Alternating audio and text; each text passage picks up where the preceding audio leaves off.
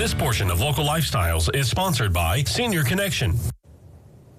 I am with Gina Downs of Senior Connections, and we're going to talk about a really complicated topic. I did some research about it today, and it's Medicaid Redetermination, and that's a mouthful. It is, yes. So when Medicaid, when someone is eligible for Medicaid, it is based on income and resources. And resources would be assets if you have investments and things like that.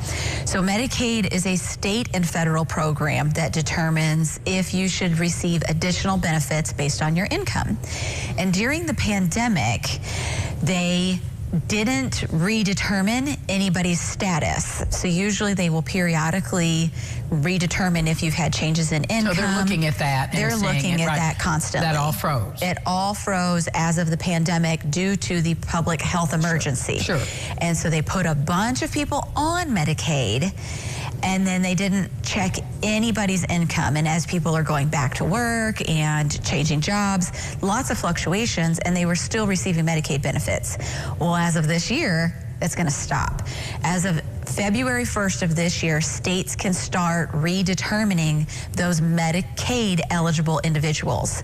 And if your income pushes you outside of those Medicaid thresholds, you can lose your coverage. And that can have a huge impact on your financial responsibility for your health care. I can only imagine. It's just, that's really kind of makes my stomach twist to think about. So what's a person to do here?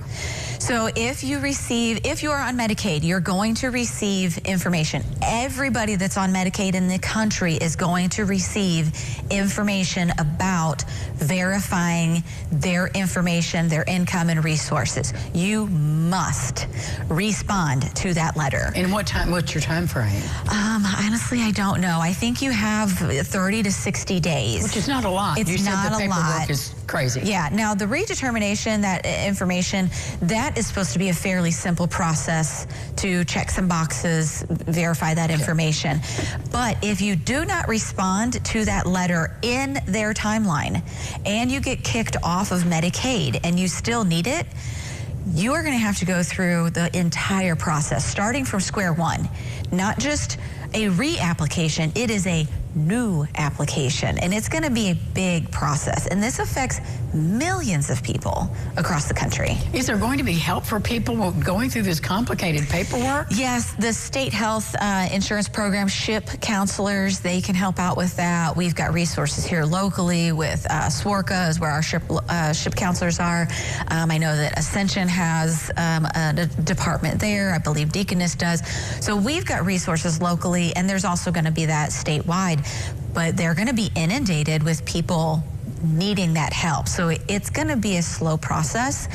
And those who have Medicaid, if they have any additional coverage with it, they're going to lose that special coverage because it's determined based on your Medicaid status. For example, with Medicare, if you have Medicare and Medicaid, you're called a dual eligible, and there are special plans for those people only. And if you lose Medicaid, you cannot stay on that special plan and have to get a whole new plan. It's a whole thing.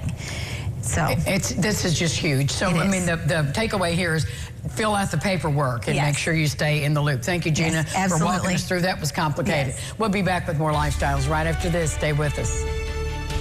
This portion of Local Lifestyles is sponsored by Senior Connection.